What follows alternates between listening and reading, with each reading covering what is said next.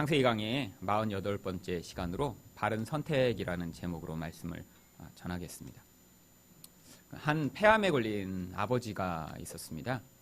그런데 이제 죽음을 얼마 앞두고 자신이 가진 재산을 세 자녀에게 이제 나누어 주기로 결정을 하고요.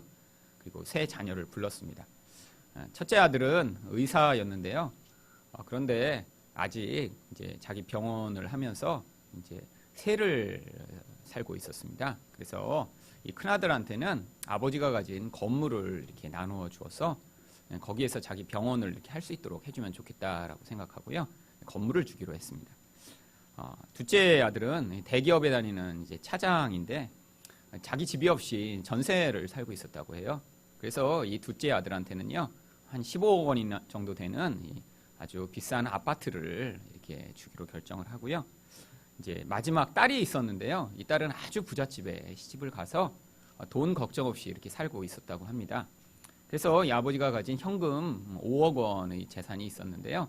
그 현금은 이 딸한테 물려주기로 이렇게 결정을 하고 아들과 딸들을 불렀습니다. 그래서 이제 죽음 전에 이제 아이들한테 얘기를 하니까 이 첫째 아들한테 물려주기로 한 건물이 한 30억 원쯤 됐다고 그래요. 첫째 아들은 당연히 좋아하죠.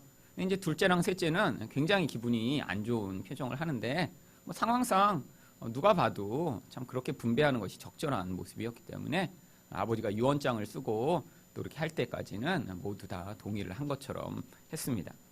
그런데 아버지가 이제 유언장을 그 앞에서 작성을 하고요. 내가 죽은 다음에 이 유언대로 이렇게 너희가 진행을 하라라고 명령을 했는데, 그리고 돌아가시고 나서 장례가 마치자마자 이 둘째와 셋째가 이 큰 형을 고소를 했습니다. 아버지가 남겨준 그 재산을 똑같이 나눠서 우리가 나눠 가져야 된다고. 그런데 유언장이 있으니까 이제 큰아들은요, 아버지가 이 유언장을 이렇게 남기고 그랬으니까 문제 없다는 생각을 했는데요. 결정적으로 아버지가 유언장을 작성하시면서요, 날짜를 안 적으셨대요.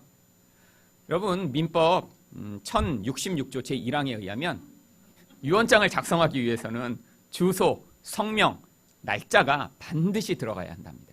이 세 가지 중에 하나만 빠져도요, 그 유언장은 효력을 잃어버린대요. 결국 재판을 했고요. 재판 결과 모든 재산을 팔아서 세 남매가 똑같이 나누어 가지는 것으로 판사가 결정을 했는데요. 그렇게 해서 돈은 나눴지만요, 이 세 남매는 완전히 원수가 되었다라고 합니다. 실화예요. 네. 그래서 어떤 변호사가 이제 유언장 작성 요령이라고 하는 이제 그래서 자기가 경험한 실제의 사건을 가지고 유언장 쓸 때 반드시 날짜를 적으시라고 이렇게 쓴 것을 제가 본 적이 있습니다. 여러분, 많은 사람들은요, 이제 인생에서 이렇게 결핍된 게 문제를 야기한다고 생각하는 경우가 많아요. 그러니까 이 문제에서 벗어나기 위해서는요, 풍요하게 되는 게, 다시 이야기하면 부자 되는 게 제일 중요한 일이라고 생각하죠. 그래서 이 문제, 고통에서 벗어나기 위해 사람들이 다 그렇게 열심히 부자 되고자 하는 것입니다. 그런데요, 실제로요, 부자가 되면요, 돈이 많아지면요, 풍요해지면요, 나타나는 훨씬 더 많은 문제들이 있습니다. 바로 오늘 본문에 나오는 아브라함과 롯의 경우에도 그래요. 이들이 풍성한 재산을 가지기 전에는요, 사이좋게 잘 살고 있었어요. 그런데 오늘 본문 5절부터 7절을 다시 한번 보겠습니다. 아브라함의 일행 롯도 양과 소와 장막이 있으므로 그 땅이 그들이 동거하기에 넉넉하지 못하였으니 이는 그들의 소유가 많아서 동거할 수 없었습니다. 바로 애굽에 가서 그들이 큰 부자가 돼서 돌아오고 나니까요, 이제 문제가 발생하기 시작한 거예요. 더구나 7절에 그러므로 아브라함의 가축의 목자와 롯의 가축의 목자가 서로 다투고 또 가나안 사람과 브리스 사람도 그 땅에 거주하였는지라. 결국 풍요가 이런 갈등을 만들어냅니다. 그런데 하나님은요, 이런 하나님의 백성들이 풍요건 결핍이건 그 상황 가운데 어떠한 종류의 문제들을 통해서요, 하나님께 반응하며 하나님이 원하시는 선택을 하도록 인생을 이끌어 가시는 분이십니다. 바로 이 상황 가운데도요, 하나님의 개입이 있었던 거예요. 눈에 보이지 않지만요, 이 상황 속에서 아브라함은요, 바로 좀 더 하나님의 뜻에 합당한 결정을 했고요, 롯은 그렇지 않았습니다. 그런데 문제는요, 이 롯도 하나님의 백성이었다라고 하는 것입니다. 베드로후서 2장 7절에 보면요, 무법한 자들의 음란한 행실로 말미암아 고통당하는 의로운 롯을 건지셨으니. 결국 롯도 의인이었대요. 그런데 이 두 사람의 인생은요, 너무나 아주 큰 차이점을 자아내는. 그래서 우리가 이렇게 롯이 나중에 구원을 받았나? 아니, 성경이 그게 우리가 너무 헷갈릴까 봐요. 여기다 이렇게 기록해 놓은 거예요. 이렇게 해놓지 않았으면 나중에 정말 롯도 하나님의 백성이었을까? 라는 의문을 가질 수 있으니까요. 여러분, 무엇이 그렇게 이들의 삶을 다르게 만들었나요? 바로 선택입니다. 바로 우리가 하나님의 백성다운 선택을 하지 못하면요, 하나님의 백성으로 이 땅을 살고는 있지만요, 그 자신의 인생뿐 아니라 자기와 관계하는 모든 사람의 인생을 파괴하고 아주 부끄럽고 수치스러운 인생으로 인생이 끝날 수도 있어요. 하지만 우리 가운데 이 하나님의 은혜를 받고 그 은혜에 따라 반응을 하는 그런 삶을 살면요, 우리 삶이 하나님의 복과 은혜를 전달하는 놀라운 은혜의 통로로 바뀔 수도 있습니다. 그렇다면 무엇이 바른 선택일까요? 첫 번째로 다른 사람을 먼저 생각하는 것이 바른 선택입니다. 8절과 9절 말씀을 보겠습니다. 아브라함이 롯에게 이르되 우리는 한 친족이라 나나 너나 내 목자나 네 목자나 서로 다투게 하지 말자. 내 앞에 온 땅이 있지 아니하냐. 나를 떠나가라. 내가 좌하면 나는 우하고 내가 우하면 나는 좌하리라. 여러분, 고대 근동의 문화에서는요, 이 바로 연장자에 대한 이런 경배, 연장자에 대한 존중, 인정이요, 어떤 사회적 가치보다 가장 중요한 가치였습니다. 심지어는요, 나이가 30살이 되지 않은 사람은요, 이렇게 나이 든 어른들이 대화하는데 끼어들어서 이야기할 수도 없었던 그런 시절입니다. 여러분, 여기서 당연히요, 어떤 선택의 상황에서 바로 아브라함이 먼저 선택하는 게 너무 당연한 일이에요. 왜죠? 아브라함은 사실 지금 원래 둘 사람의 관계에서 아브라함이 삼촌이고 이 롯이 조카지만요, 지금 보호자로 이 롯을 아브라함이 데리고 다니는 거거든요. 그러니까 아버지와 같은 존재인 것입니다. 그런데 바로 이런 결정의 상황에서 롯이 당연하게 아유, 삼촌이 뜻대로 먼저 결정하세요. 제가 어린 사람이니까 여태까지도 받은 은혜가 많은데 어떻게 하겠습니까? 이래야 정상이죠. 그런데 롯은 사실 그럴 수 있는 그런 내적 견고함을 갖지 못했습니다. 아브라함이요, 먼저 이렇게 제안을 하니까요, 이것을 넙죽 받아들이고 말죠. 아브라함은 어떻게 그런데 이렇게 당시 관습과 다른 이런 반응을 할 수 있었을까요? 그는요, 바로 애굽에서 하나님 경험을 하고 나니까요, 세상에 있던 모든 세상에 있던 힘에 대해 상대적 가치를 가지게 된 거예요. 아, 내가 아무것도 아닌 존재인데 가장 수치스러운 자리에서 하나님이 내 인생을 이렇게 채울 수 있는 분이라면 내가 지금 더 많은 부요를 추구하기 위해 내 조카와 경쟁하는 것이 아무 소용이 없다는 사실을 깨달았던 것이죠. 하나님을 먼저 경험한 사람이요, 그래서 이런 욕망으로의 선택하는 세상 사람과의 경쟁의 자리에서도요, 쉽게 그 자신의 욕망을 내려놓을 수 있는 것입니다. 바로 이것이 하나님이 우리에게 보이신 하나님의 방법이에요. 하나님은요, 자기 자신의 이익, 자기 자신의 생각을 강요하시지 않고요, 바로 우리를 위해 자신을 희생하시는 방법으로 우리에게 반응해 주셨습니다. 바로 에베소 5장 2절이 하나님이 그의 백성을 향해 무엇을 행하셨는지 이렇게 설명하는데요. 그리스도께서 너희를 사랑하신 것 같이 너희도 사랑 가운데서 행하라. 그는 우리를 위하여 자신을 버리사 향기로운 제물과 희생 제물로 하나님께 드리셨느니라. 뭐라고 얘기하죠? 그는 우리를 위하여 자신을 버리사. 여러분, 예수님이 그렇게 우리에게 반응하신 그 반응, 우리는요, 단순히 이전에 아브라함이 애굽에 가서 이런 큰 부요를 경험하고 돌아온 것과 달리요, 우리에게는 사실 우리가 상상할 수도 없는 놀라운 복과 은혜가 예수 그리스도를 통해 우리에게 이미 주어져 있어요. 그걸 복음이라고 부르는 거예요. 여러분, 이 복음은요, 그래서 영적 시야가 뜨인 사람에게만 참된 가치이며 참된 소망이 되는 것입니다. 여러분, 눈이 열리지 않으면요, 예수 그리스도가 우리를 위해 죽으시고 우리에게 그 은혜를 베푸셨다는 사실을요, 받아들일 수 없어요. 그분이 얼마나 귀한 분이시며 우리가 얼마나 천한 자인가에 대한 인식이 없기 때문에 예수를 통해서 나 같은 비참하고 아무것도 아닌 자가 구원받았다는 사실이요, 얼마나 큰 희생이며 얼마나 큰 놀라운 은혜인가를 깨달을 수 없는 것입니다. 그런데 영적 눈이 열린 자는요, 바로 그 귀한 예수님을 통해 나같이 미천한 자가 구원받았다는 사실로 말미암아 그때서부터 인생에 대한 모든 선택과 모든 반응이 달라지게 되어 있는 거예요.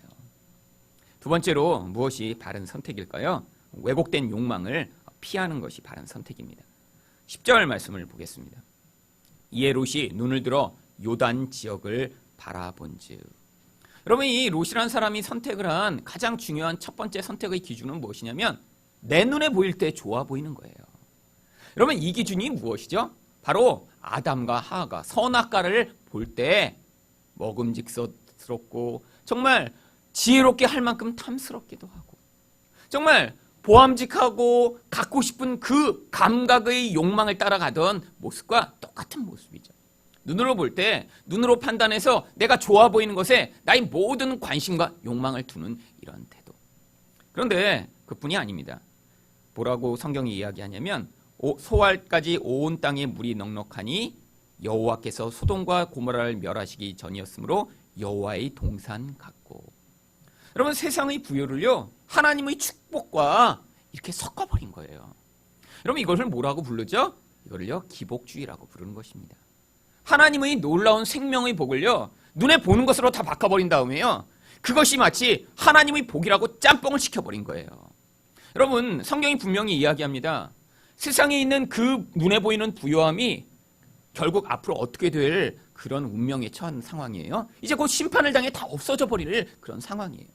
눈으로는요 너무 부요하게 보이고 멋지게 보여요. 아름다워 보여요. 그런데 영적인 눈으로 보면요 그 땅은 이제 심판당해 불구덩이가 될 그런 운명에 처한 상황입니다. 그런데 욕망에 따라 그 땅을 바라보니까요 하나님마저도 이 땅을 여호와의 동산으로 바라보실 것 같아 라고 하는 내 욕망과 하나님의 축복을 짬뽕한 다음에 그것을 하나님의 뜻으로 받아들인 거죠. 여러분, 교회 다니면서 많은 사람들이 그렇게 살고 있습니다. 하늘에 있는 예수 그리스도로 말미암는 그 부요를 경험하지 못하고 나니까요 이 땅에서 내 감각이 원하는 것을 끊임없이 추구하는 거예요. 눈에 보는데 만족하는 것, 귀로 듣는데 더 좋은 것, 더 맛있는 것을 먹고 더 쾌락을 즐기기 위해 살아가는 이 땅의 인생. 이게 바로 생명 없는 자가 경험하는 이 땅에서 감각에 노예돼 살아가는 모습을 대표로 하는데요. 문제는요, 교회 다니는 사람들도요 이런 육신적 만족과 감각적 쾌락을요 하나님의 뜻으로 착각하고 있다는 거예요. 여러분, 여기서 모든 문제가 발생합니다. 그런데 거기서 이게 어디에 근원하고 있는지 그 다음에 맨 마지막에 뭐라고 얘기합니까? 애굽 땅과 같았더라. 여러분, 그가 풍요와 만족의 기준으로 삼은 것이 어디에서 배웠냐면요 바로 세상의 중심인 애굽에서 배운 거예요. 여러분, 아이 때는요 정말 뭐가 정말 좋은 건지 뭐가 정말 나쁜 건지 별로 구분을 못합니다. 그냥요 뭐 돈에 대한 가치도요 뭐 동전 많이 주는 게 훨씬 좋죠. 이렇게 10,000원짜리 준다고 그래도요 동전을 만약에 이만큼 10원짜리를 준다고 그러면요 10원짜리를 갖겠다고 하는 아이들이 많을 거예요. 아직 가치가 명확하지 않아서 그렇죠. 근데 그게 어쩌면 축복이에요. 그러니까 별로 불만족이 없어요. 사실 나도 저거 갖고 싶다. 난 저게 없어서 불만족해. 이런 생각들을 아이들은 많이 안 하거든요. 근데 나이가 들면서요 이제 점차 비교를 하게 됩니다. 친구들은 무엇인가를 갖고 있어요. 그런데 그런 사람들이 가지고 싶어하는 것마다요 또 등급이 있습니다. 여러분, 나이가 들수록 그런 등급이 점점 세분화되는 거예요. 똑같은 걸 가져도요 똑같이 어떤 목적이 있는 건데요 그 안에도 수없이 많은 등급이 있습니다. 그리고 더 좋은 것, 희귀한 것, 비싼 걸 소유하면요 그게 마치 축복과 자기의 모든 기쁨이 원천이라고 생각하게 되는 거죠. 여러분, 제가 차고 다니는 이 시계는 7,500원짜리입니다. 네. 그런데 이 시계, 이 7,500원짜리 시계는요 여러분 모두에게 제가 추천드릴 만한 아주 좋은 시계예요. 왜냐하면 이 시계는요 시간이 잘 맞아요. 왜냐하면 틀릴 수가 없는 게 전자시계인데 뭐 틀리지가 않습니다. 시계는 시간이 잘 맞으면 되는 거 아니에요. 그래서 굉장히 좋습니다. 그리고 가벼워요. 그래서 어떤 때는 차고 있는 걸 잊어버릴 때도 있어요. 제가 너무 가볍고 그래서. 그리고요 또 좋은 점은요 제가 이걸 이렇게 차고 있다가요 어떻게 해갖고 어디 이렇게 놔두고 잊어버려도요 별로 마음이 크게 상처를 받지 않아요. 얼마든지 또 살 수 있거든요. 그래서 제가 이걸 너무 좋아갖고 하나를 더 샀습니다. 왜냐하면 가끔씩 제가 집에 시계를 놓고 오고 사무실이 없어서 불편할 때가 있어서요. 그래서 2개를 사도요 큰 부담이 안 되더라고요. 중간에 고장나면요 어떻게 하면 될까요? 버리고 또 사면 돼요. 약을 가는데 6,000원이에요. 그러니까 차라리 7,500원 주고 새 시계를 한 2, 3년마다 하나씩 사면 훨씬 더 좋습니다. 그래서 저는 제가 죽을 때까지 매년 이건 이제 고장날 때마다 새 시계를 사서 쓰려고 지금 하고 있어요. 여러분, 근데 어떤 사람들은요, 이 손에다가 차는 2천만 원짜리, 3천만 원짜리, 심지어는 1억 원, 10억 원짜리 시계를 사는 사람들이 있습니다. 그 시계를 산 다음에요, 뭐 하늘을 날아다닐 수 있거나 아니면 뭐 사람의 마음을 조종할 수 있으면 살만해요. 10억 원 들여서 사람 마음 조종할 수 있는 거 할만하죠. 여러분, 근데 문제는요, 10억 원짜리 시계는요, 시간이 틀려요. 여러분, 비싼 시계일수록요, 그 안에 기계 장치를 넣어서 그 기계 장치로 시간을 맞추는 거기 때문에요. 여러분, 비싼 시계는 이렇게 광고합니다. 우리 시계는 1년에 10초 정도 틀린다고. 옛날에는 훨씬 더 많이 틀렸는데 지금은 기계가 더 발달해서요, 이제 그 오차를 많이 줄인 거죠. 아니, 시계가 시간이 틀리면 어떻게 해요? 10초씩이나. 근데 10초 틀리는 그 시계가 10억 원씩 하는 파텍 필립 이런 시계들이 있습니다. 여러분, 거기에 유혹을 받고 계신가요? 그렇다면 여러분요, 지금 이 롯과 같은 삶을 살고 있는 거예요. 내가 돈을 더 많이 벌어서 이런 좋은 시계 가져야지. 여러분, 지금 삶의 목적을 오해하고 있는 거예요. 여러분, 인생은요, 이게 하나님의 축복도 아니고요, 세상이 자기 욕망을 만족시켜서 나는 다른 사람과 다른 존재야, 나는 이런 것을 가지고 있기 때문에 특별한 사람이야, 나는 내가 원하는 것들을 누릴 수 있어라고 하는 이 인간의 욕망을 하나님처럼 만든 세상 가운데 만들어내는 결과물들인데, 내가 거기에 내 시간과 내 돈을 투자해서 그런 것들을 얻어내는 순간요, 우리는요, 욕망의 노예가 돼서 어떻게 되는 줄 아세요? 내가 거기에 10억 원을 투자를 했다면요, 그것으로 자기 만족을 얻은 다음에 그 10억 원이 만들어낼 수 있는 놀라운 다른 일들을 다 포기해버린 거예요. 사실 어떤 사람에게는요, 10억 원이 아니라 당장 10만 원이 필요한 사람이 있는데, 정말 이웃에 있는 사람들이 굶고 눈물을 흘리는 그 사람들을 다 외면하고요, 나의 욕망을 하나님처럼 만들어 그것만을 위한 짐승과 같은 인생을 살아가게 만드는 것이 바로 세상입니다. 여러분, 바로 그게 이런 롯이 따라간 그런 선택이죠. 둘이 이렇게 선택을 했고요. 그리고 11절과 12절은 둘이 헤어졌다고 이야기합니다. 그러므로 롯이 요단 온 지역을 택하고 동으로 옮기니 그들이 서로 떠난지라. 아브라함은 가나안 땅에 거주하였고 롯은 그 지역의 도시들에 머무르며 그 장막을 옮겨 소돔까지 이르렀더라. 아니, 왜 맨 처음에는 소돔으로 직접 가지 않고 다른 도시들에 있었을까요? 바로 롯에게도요, 일말의 양심은 있었던 거예요. 소돔과 고모라는요, 당시에도요, 너무 아주 더럽고 욕망이 가득한 도시였거든요. 처음부터 거기로 가기는 두려웠던 거예요. 근데 다른 도시로 가보니까요, 그게 너무너무 매력적이었어요. 왜? 인간의 욕망을 이렇게 극대화한 그런 세상은요, 우리가 한번 발을 들여 놓으면요, 빠져나올 수 없는 강력한 매력으로 우리 인생을 끌어당기는 거예요. 여러분이 만약에 휴가 때마다 나는 여행을 가는 게 내 인생에서 정말 너무 행복해, 옛날에 너무 좋았잖아, 만약에 그런 삶의 패턴을 한번 받아들이기 시작하면요, 이렇게 연휴가 이렇게 쭉 주어지면요, 사실 여기 교회 나오셔 있으면서도 나는 사실 지금 딴 데 저기 지금 발리에 가서 이렇게 뜨거운 태양 앞에 앉아 있어야 되는데 그런 생각이 떠나질 않아요. 여러분, 그래서 요즘은 어떤 사람들은요, 한 번, 두 번 갔다 왔는데 그게 너무너무 매력적이니까요, 2년, 3년, 4년씩 세계를 떠돌며 계속 사는 사람들도 많이 있습니다. 여러분, 인생의 가치가 뭐죠? 내가 만족하고 내가 기뻐하고 내가 새로운 것을 경험하고 거기에서 내가 참된 기쁨을 누린다고 착각하고 있는 거예요. 여러분, 인생은요, 그런 것으로 만족하지 못합니다. 한번 물론 갔다 올 수 있죠. 하지만 그게 습관이 되고 그게 나의 인생 전부를 투자할 만한 가치가 없는데도 불구하고 그 인생으로 끌어들이게 만드는 이 세상의 무서운 힘 앞에 많은 사람들이 속수무책으로 당하고 있는 거예요. 마지막으로 무엇이 바른 선택일까요? 하나님의 시각을 갖는 것이 바른 선택입니다. 13절 말씀을 보겠습니다. 소돔 사람은 여호와 앞에 악하며 큰 죄인이었더라. 여기에 앞으로 이렇게 롯이 찾아가게 돼 거하게 될 소돔 사람에 대해 성경이 뭐라고 평가합니까? 여호와 앞에 악하며 큰 죄인이다. 이 여호와 앞에가요, 악하다, 큰 죄인이다를 둘 다 수식하고 있습니다. 결국요, 그들은요, 악하다라는 건 내면에 있는 죄악이 겉으로까지 표출돼서 다른 사람과의 관계를 다 파괴해버렸음을 이야기하는 거예요. 그 대표적인 모습이 무엇이죠? 소돔 사람은요, 이웃에서 어떤 손님이 찾아오면요, 그를 자기 강간의 대상으로 여겨요. 남자들요.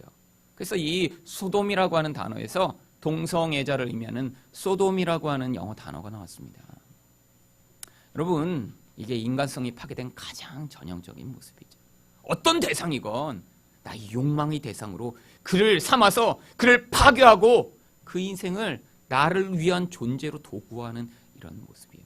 근데요, 이렇게 악을 표출하는 근원이 무엇이라는 거예요? 바로 하나님과의 관계가 깨어진 하나님 앞에서 큰 죄인이었기 때문이라는 것입니다. 여러분, 롯이 이런 하나님의 시각을 가지고 있었으면 그가 그 앞에 가서 이거 잘못됐네, 이런 문화 내가 더 이상 접하면 안 되겠네 라는 선택을 했었어야 되는데, 여러분, 롯은요 자기 욕망이 너무 강했기 때문에 결국 소돔의 중심부까지 끌려갑니다. 여러분, 이 둘의 인생은요 여기서부터 갈라져 버린 거예요.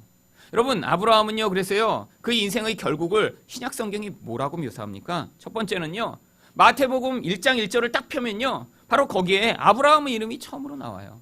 아브라함과 다윗의 자손 예수 그리스도의 계보라. 한 사람이 이렇게 하나님께 반응하며 인생을 살았더니요, 그의 인생이 온 인류를 구원하는 예수 그리스도의 시초로 명확한 이름으로 드러나게 된 거예요.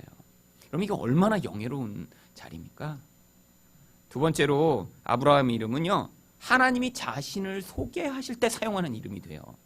마태복음 22장 32절에 보시면요, 나는 아브라함의 하나님이요 이삭의 하나님이요 야곱의 하나님이라. 여러분, 이 구절이 성경에 자주 나옵니다. 왜죠? 이처럼요 하나님의 흔적이 남아있는 자들이 돼서 그들을 하나님이 자 봐라, 나는 이들과 관계하고 이들의 하나님이다라고 자신을 소개하는 그런 근거가 돼요. 여러분, 나중에 천국에 갔는데 하나님이 자신을 소개하실 때 나는 뭐 아브라함의 하나님이다가 아니라 여러분 이름도 거기 끼워주시면 얼마나 행복할까요? 그럼 그렇잖아요. 하나님이요, 나는 김일성이 하나님이야. 그러면 여러분 정말 그거 얼마나 정말 영예일까요? 근데 나중에 하나님이 아니라 마귀가 난 김일성의 마귀야. 여러분, 이런 얘기를 만약에 마귀가 하면 그거 얼마나 수치스러울까요? 정말요. 여러분, 착각하지 마세요. 여기서 누가 아무리 여러분을 축하합니다, 존경합니다, 소용없어요. 나중에 인생이 다 끝났는데요, 마귀가 나는 김일성이랑 친구인데, 여러분 그거 인생 끝입니다.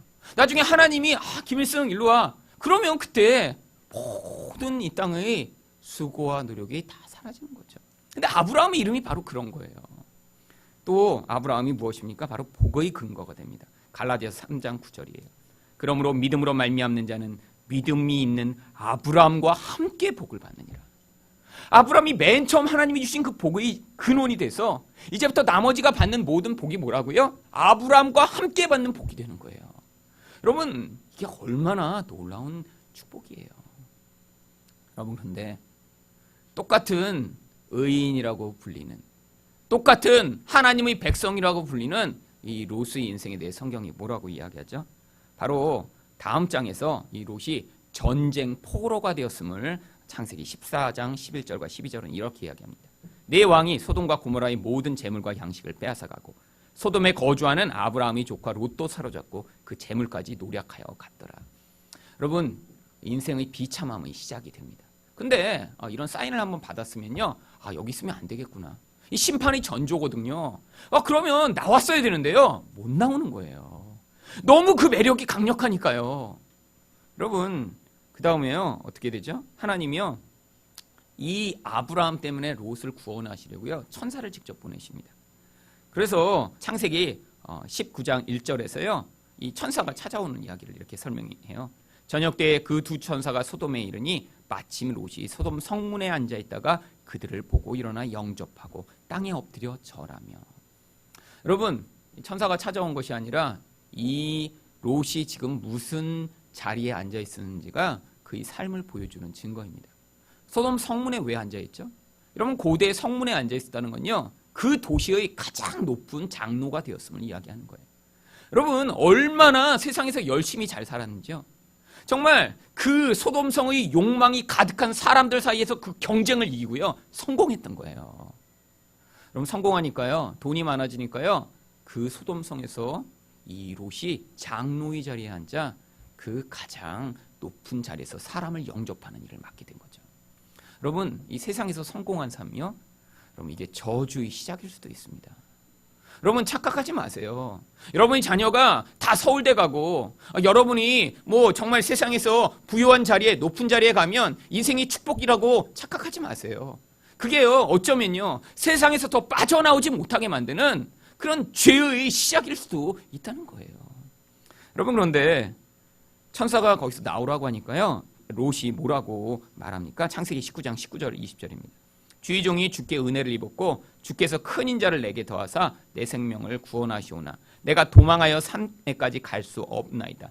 두렵건대 재앙을 만나 죽을까 하나이다. 보소서 저 성읍은 도망하기에도 가깝고 작기도 하오니 나를 그곳으로 도망하게 하소서. 이는 작은 성읍이 아니니까 내 생명이 보존되리이다. 원래 이 롯이 도망하게 해달라고 요청한 그 소알이라는 성도요 원래 소돔과 함께 멸망당하기로 예정된 성읍이에요. 그런데 롯이 볼 때는 이 고모라에서는 떠나지만 도대체 산에 가서는 살 수 없는 것 같은 거예요. 왜? 세상이 너무 익숙해져서요. 그래서요 소돔 멸망해도요 그 작은 성읍에서라도 들어가서 거기서라도 살게 해달라고 간구하는 거죠. 여러분 세상에 대한 이 유혹이 크면요 절대로 하나님 뜻에 순종할 수가 없습니다. 하나님이 구원의 기회를 베푸시고요 은혜를 베푸시는데도요 순종이 불가능한 거예요. 여러분 근데 더 큰 문제는요 가족이 세상과 똑같아져 버렸다는 거예요. 첫 번째로 우리가 잘 알고 있는 롯의 아내, 창세기 19장 26절에 뭐라고 이야기합니까? 롯의 아내는 뒤를 돌아보았으므로 소금 기둥이 되었더라. 여러분 왜 뒤돌아봤다고 소금 기둥이 되었나요? 지금 소돔과 고모라에 내리는 이 심판은요 하나님이 직접 임하셔서 그 거룩함으로 세상의 죄악을 파괴하시는 자리인 거예요. 인간이요 하나님의 거룩함을 마주하면요 인간은 죽게 되어 있습니다. 지금 하나님이 임재하셔서 거기에 심판을 내리시고 계시는데 왜 돌아봤죠? 너무 아까워서요. 평생을 걸쳐서 그 자리까지 올라가 누리던 그 부요 너무너무 아까우니까요 돌아본 거예요. 세상에서 떠나지 못하는 것입니다. 여러분 근데 롯의 아내는 이렇게 죽었고 그 두 딸은 무엇을 하죠? 창세기 19장 31절과 32절입니다. 큰딸이 작은딸에게 이르되 우리 아버지가 늙으셨고 온 세상의 도리를 따라 우리 배필될 사람이 이 땅에는 없으니 우리가 우리 아버지에게 술을 마시게 하고 동침하여 우리 아버지로 말미암아 후손을 이어가자. 여러분 그 딸들은 바로 소돔에서 살던 방식을 그대로 배운 거예요. 여러분 롯이 왜 소돔까지 갔을까요? 딸들 교육도 잘하고 거기서 부유한 삶도 살고 편리하게 살려고요. 그런데 딸들이 거기 살면서요 소돔 사람들처럼 된 거예요. 여러분 소돔 사람들이 어떻게 살았는지 이 구절에 명확하게 나와 있습니다.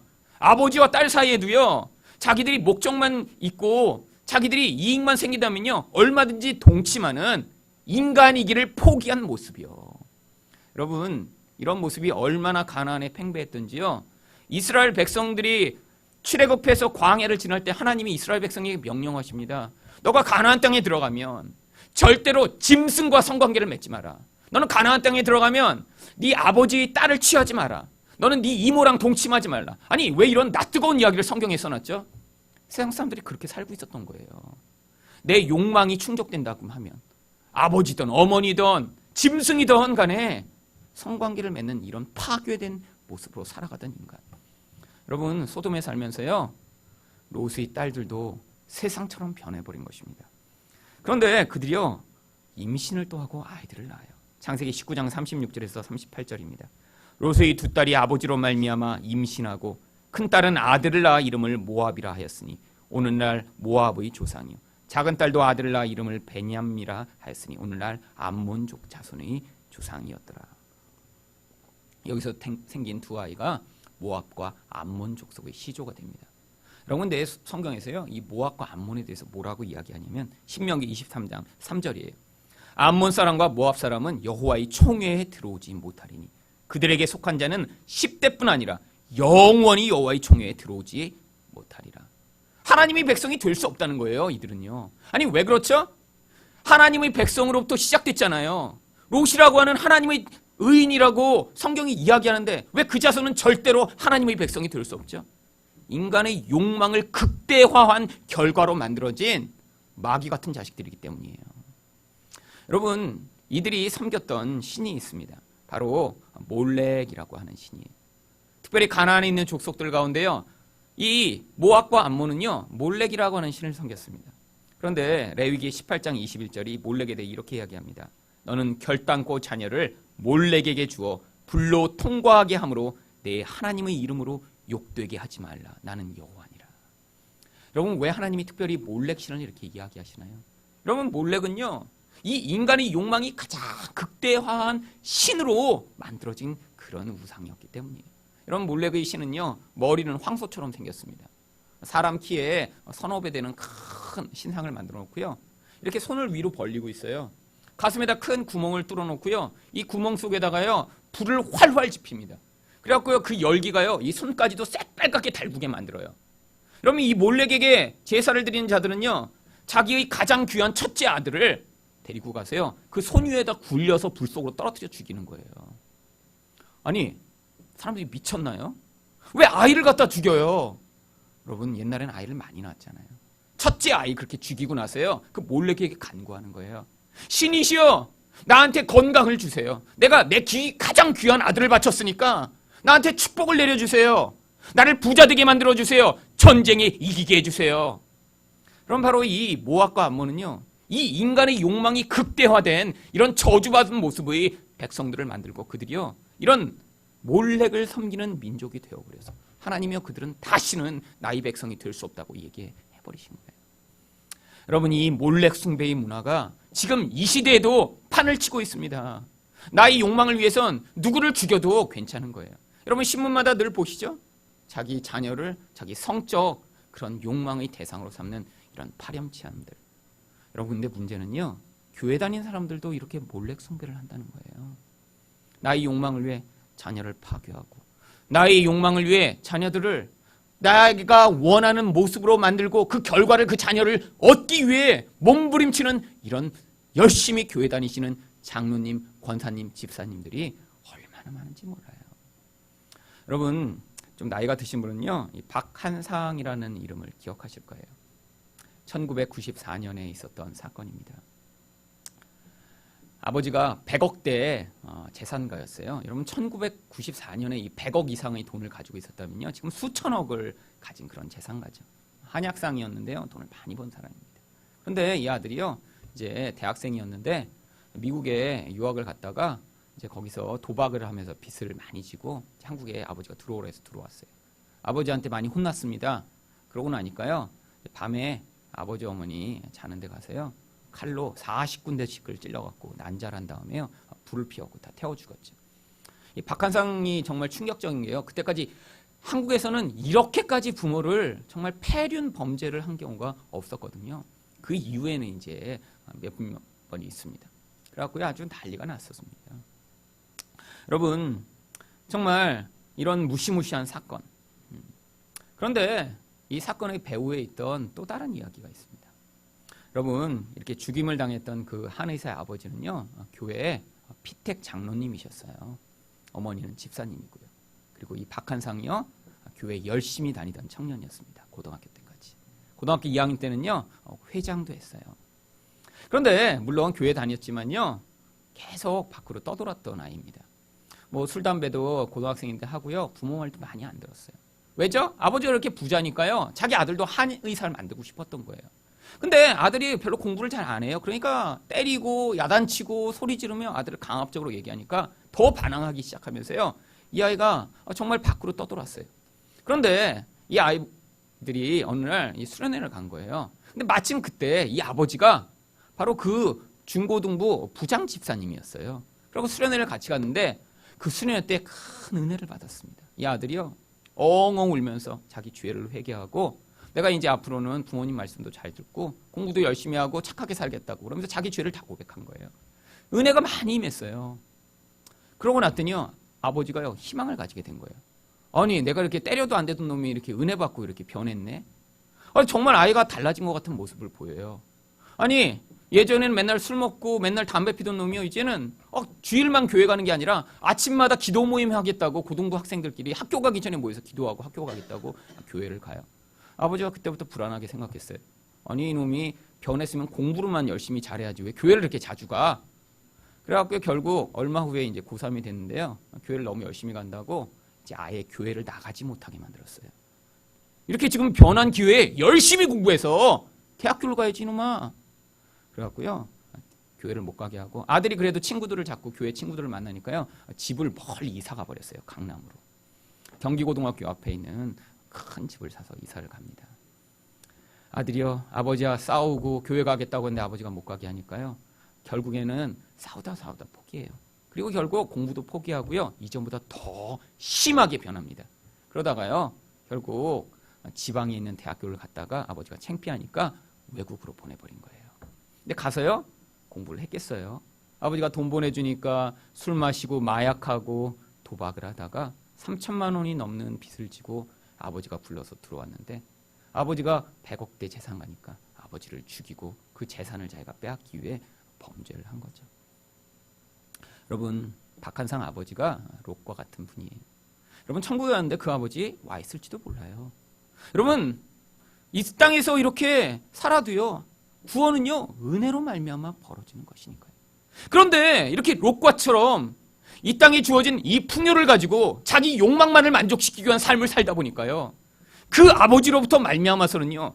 박한상가처럼 그 이름만 들어도 치가 떨리는 이런 폐륜화가 나타나게 된 것이죠.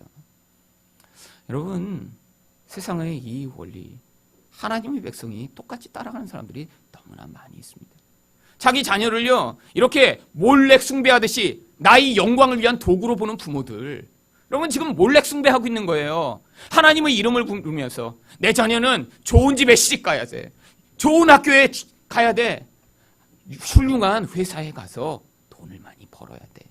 그 기대를 만족시키면 착한 아들, 착한 딸, 멋진 아들, 하나님의 은혜를 받은 것이라고 생각하고 그렇지 못하면 은혜가 없고 하나님의 축복이 없다고 생각하는 이런 시대.